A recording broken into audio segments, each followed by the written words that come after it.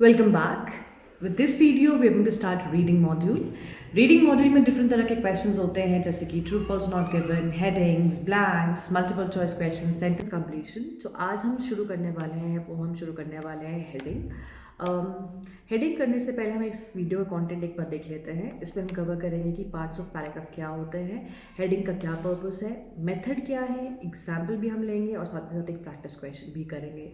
Also before I forget, जो next video मैं upload करूँगी वो है about true false not given की, which will be uploaded on Sunday at 1 PM. Usually मैं संडे को अपलोड कर देती हूँ वीडियो, तो please stay tuned for that as well. आइए लेट्स बिगिन. हेडिंग बेसिकली आपका एक कॉम्प्रिहेंशन पैसेज का इंपॉर्टेंट पार्ट है. एक पैसेज की जो इन्फॉर्मेशन होती है वो पैराग्राफ में डिवाइडेड होती है. जैसे फॉर एग्जांपल अगर पैसेज आपका है अंडरग्राउंड केव्स के बारे में, तो जो अंडरग्राउंड केव्स के बारे में जो भी इन्फॉर्मेशन दी होगी वो पैराग्राफ में लिखी हुई होगी, डिफरेंट पैराग्राफ में लिखी होगी. फॉर एग्जांपल पैराग्राफ ए में हो सकता है उसकी लोकेशन के बारे में बात हो रही हो, पैराग्राफ बी में उसकी फॉर्मेशन के बारे में बात हो रही हो, सी में कोई रिसर्च के बारे में बात हो रही हो. सो हर एक पैराग्राफ जो है एक सेंट्रल थीम लेके चलता है. जो भी इंफॉर्मेशन होती है वो उसी के आसपास की होती है. तो जो हेडिंग है वो यही है कि हम ये आइडेंटिफाई करें इसकी सेंट्रल थीम क्या है, मेन आइडिया क्या है. सो अगर आप देखेंगे हेडिंग को, अगर मैं इन अदर वर्ड्स बोलूँ, हेडिंग का मतलब होता है टाइटल क्या है इस पैराग्राफ का. ठीक है. अब हमें ये समझना ज़रूरी है कि मेरे को ईजी हो जाए पैराग्राफ की हेडिंग निकालना, तो ये समझना ज़रूरी है कि जो हेड पैराग्राफ है उसमें इंफॉर्मेशन 3 पार्ट्स में होती है. फर्स्ट हो गया टॉपिक सेंटेंस, सेकेंड हो गया डिटेल्स, थर्ड हो गया कंक्लूडिंग लाइन्स. टॉपिक सेंटेंस का पर्पस क्या है या टॉपिक सेंटेंस क्या होता है? टॉपिक सेंटेंस या तो आपके पैराग्राफ को लास्ट वाले पैराग्राफ से लिंक करता है, या फिर आपका जो ये पैराग्राफ है उसमें अनाउंस कर देता है कि आप इसमें क्या पढ़ने वाले हो. ठीक है, एक बार चेक कर लेते हैं. आपकी स्क्रीन पे somewhere here I am going to show this. जो मैं आपको पढ़ रही हूँ ये सेम आपके पास पैराग्राफ आपके यहाँ पे शो हो रहा होगा. सो फर्स्ट जो हम एग्जाम्पल लेंगे वो हम एग्जाम्पल ले रहे हैं उस वाले पैराग्राफ का जहाँ पे ये जो टॉपिक सेंटेंस है वो उसको कनेक्ट कर रहा है पिछले वाले पैराग्राफ से. आप let's start reading. It says all these activities may have damaging environmental impacts. Now all these activities मतलब रेफरेंस है. दीज कौन सी? जो पिछले पैराग्राफ में बात हो रही होगी. Okay, there are some activities जिनका क्या है, डैमेजिंग इफेक्ट है, एनवायरमेंटल इम्पैक्ट है. अब इस पर्पस क्या है टॉपिक सेंटेंस का, कि जब आगे पढ़ोगे ना, जो भी डिटेल पढ़ोगे वो ये इम्पैक्ट्स के बारे में पढ़ोगे. तो जो भी ये सेंटर वाला पार्ट है ये आपकी डिटेल्स है, राइट. सेकेंड एग्जाम्पल लेते हैं जो आपके पास ये है about coffee plant needs special conditions to give a satisfactory crop. So topic sentence पे फोकस करिए. बात किसके बारे में हो रही है? कॉफी प्लांट्स के बारे में. बात क्या हो रही है? स्पेशल कंडीशंस, प्लूरल है. अब ये हमें समझ में आ गया कि अच्छा टॉपिक सेंटेंस में वो कॉफ़ी प्लांट के बारे में बात कर रहा है और स्पेशल कंडीशंस के बारे में बात कर रहा है. तो आगे भी क्या लिखा होगा? कंडीशंस लिखी हुई होगी, राइट. सो टॉपिक सेंटेंस क्या करता है बेसिकली? टॉपिक सेंटेंस आपको ये बताता है कि आप आगे इन्हीं के बारे में पढ़ोगे, चाहे कुछ भी लिखा हो, कितना ही बड़ा पैराग्राफ हो. ठीक है. उसके बाद आता है बीच में जो सारी इंफॉर्मेशन है वो डिटेल्स है. अब हम देखते हैं कि हम हेडिंग कैसे कर सकते हैं, फिर हम हेडिंग कैसे निकालें और टॉपिक सेंटेंस का हमारी हेडिंग से क्या रिलेशनशिप है, कैसे हेल्प करता है. हेडिंग करने के 2 बहुत ही पॉपुलर मेथड्स हैं. फर्स्ट मेथड है जहाँ पे आप पहले आपके पास जो हेडिंग्स दी हैं बॉक्स में इस तरह से रोमन नंबर्स में दी होती है, आप इनको पहले पढ़ लो, वर्ड्स को चेक कर लो and then go to paragraph, और फिर पैराग्राफ को पढ़ने के बाद दोबारा आके चेक करें कि कौन से वाली हेडिंग हो सकती है.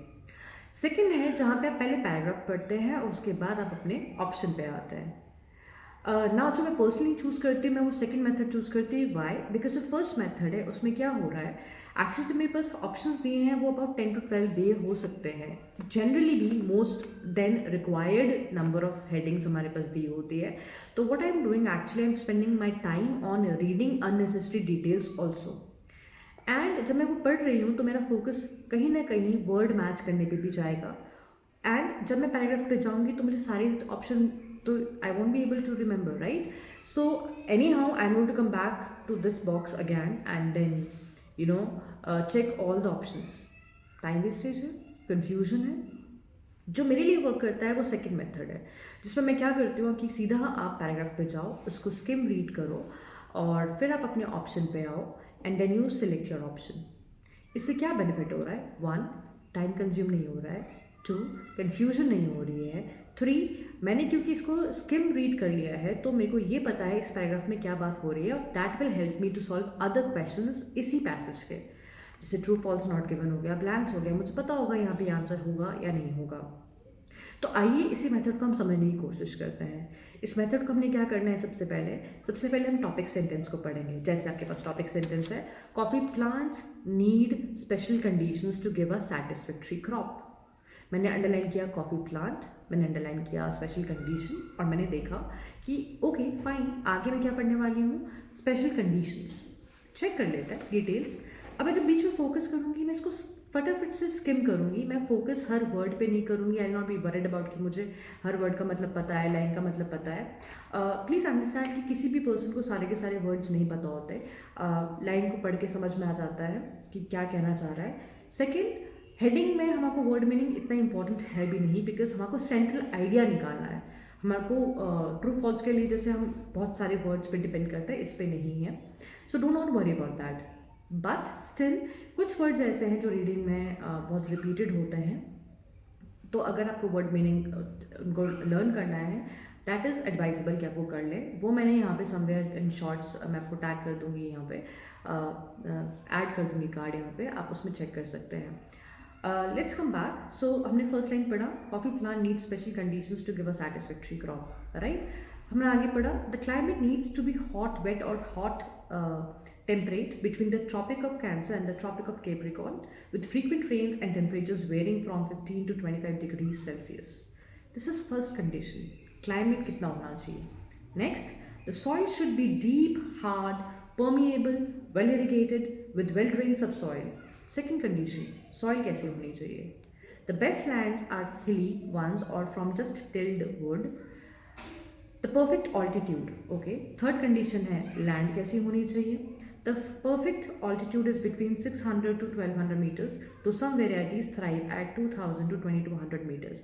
Next क्या है हमारे पास? Next है altitude.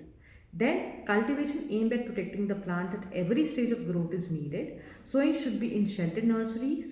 ये if you just keep reading, you will realize that इसमें सिर्फ क्या explain करा हुआ है, किस तरह की conditions necessary है. So again, first thing first, topic sentence पढ़ा, हाईलाइट किया कि किसके बारे में बात हो रही है और हम क्या बात कर रहे होंगे। तो क्या बात कर रहे हैं इसमें हम? Special conditions. आगे हमने देखा कि क्या है, वही कंडीशंस हैं, डिफरेंट कंडीशंस है, प्लूरल। नाउ सेकंड स्टेप क्या है?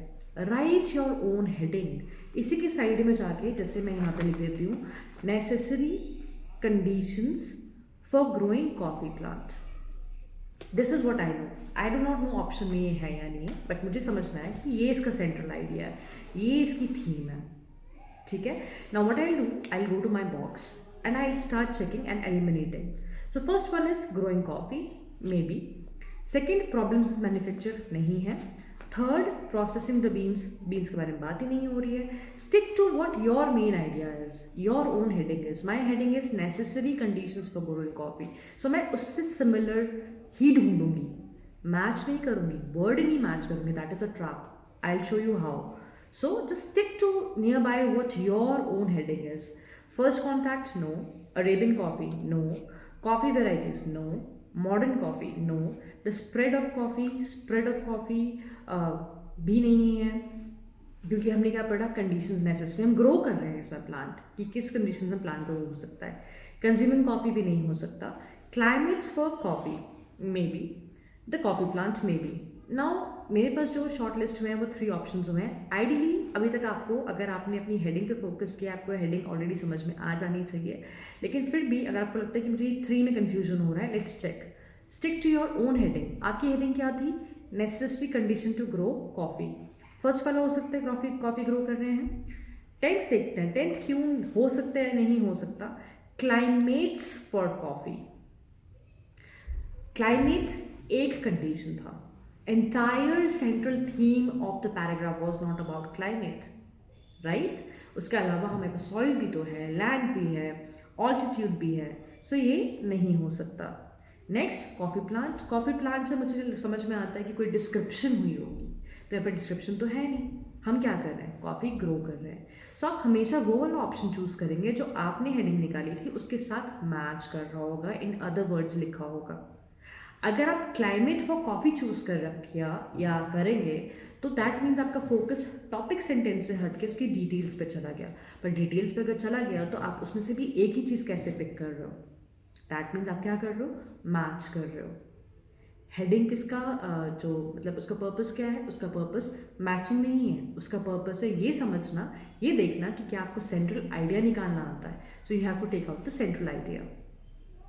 आई hope it is clear to you. अब इसके बाद सिर्फ एक चीज़ आपने ध्यान रखनी है, अभी सारा स्किम करने का जो हमने सेंटर वाला पोर्शन सारा स्किम करा है, इसका बेनिफिट क्या है। एट टाइम्स क्या होता है, यहाँ पे बीच में ना कोई वर्ड आ जाता है जैसे कि हाउ एवर, नेवरदिलेस, ऑल्दो। इससे क्या हो जाता है, जो फोकस है वो शिफ्ट हो जाता है। अभी तक हमारा फोकस था सेंट्रल आइडिया पे, जैसे ही ये वर्ड आया तो जो फर्स्ट वाला पार्ट है वो इम्पॉर्टेंट नहीं रहा। अब इम्पॉर्टेंट क्या हो गया आपका, बाद वाला पार्ट। ठीक है, सो जब आप स्किम करते हो आपको ये भी हेल्प हो जाती है। Now let's go to another example. मैं आपके लिए एक स्क्रीन पे यहाँ पे क्वेश्चन छोड़ रही हूँ, पैराग्राफ छोड़ रही हूँ। पॉज करिए, उसको अटेम्प्ट करिए एंड देन वील डिस्कस कि इसका हेडिंग क्या होना चाहिए।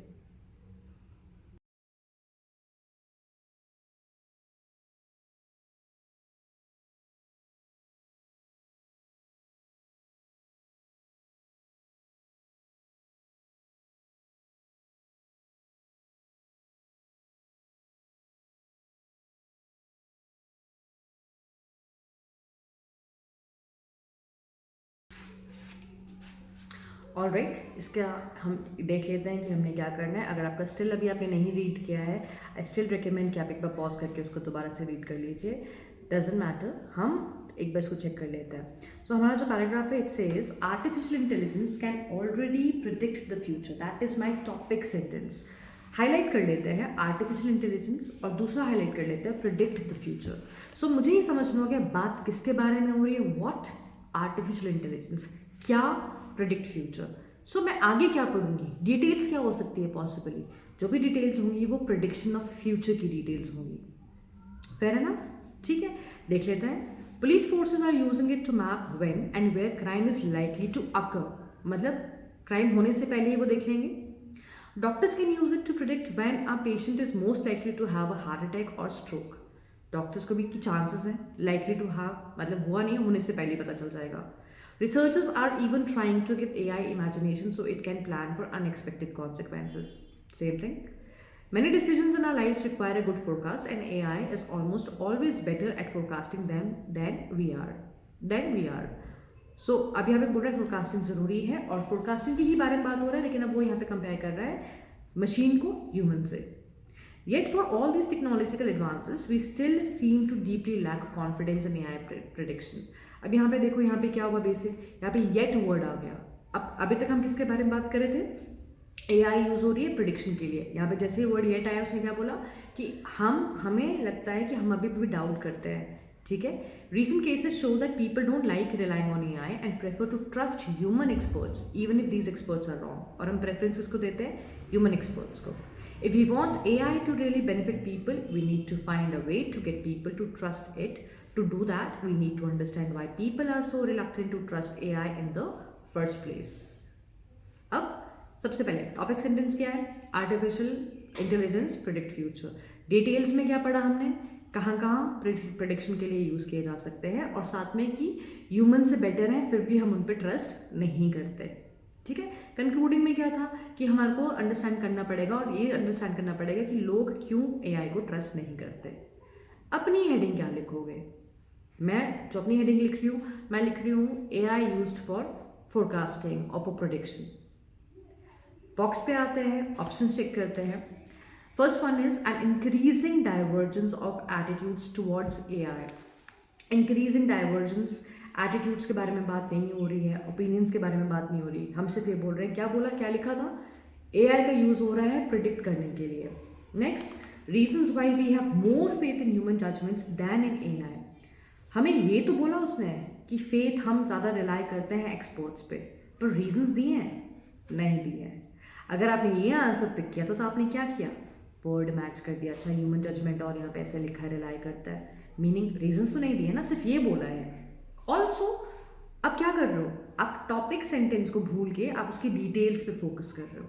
और अगैन डिटेल में तो बहुत कुछ था, डिटेल में तो डॉक्टर्स यूज़ कर रहे हैं, पुलिस फोर्स यूज़ कर रही है, फिर सिर्फ हमने यही क्यों पिक किया। नेक्स्ट आता है the process by which the superiority of AI projections over those made by humans. Possibility है, AI के बारे में बात कर रहे हैं, प्रोजेक्शंस के बारे में बात कर रहे हैं, और हमने कंपेयर भी करा है। थ्रू आउट हमने प्रोजेक्शन के बारे में बात की है, तो we can, so let's keep it.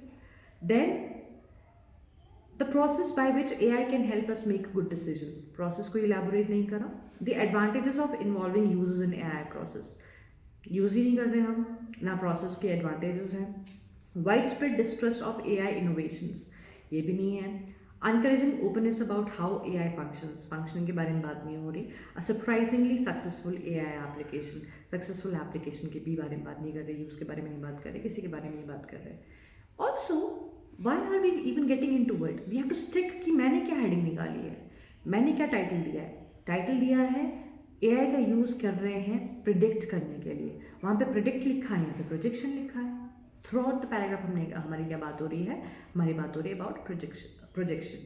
सो अब तक हमें ये समझ में आ गया कि हमारी हेडिंग गलत कब होती है, जब हम सेंट्रल आइडिया को निकालने के अलावा किस पे फोकस कर रहे हैं ज़्यादा, हम फोकस कर रहे हैं डिटेल्स पे, या एक डिटेल पिक कर लेते हैं। I hope you found this video useful. अगर आपको फिर भी कोई क्वेश्चंस हैं, कोई डाउट है, कुछ पूछना है, प्लीज़ कमेंट सेक्शन में मुझे ज़रूर लिखें। I will try and address that. Thank you so much.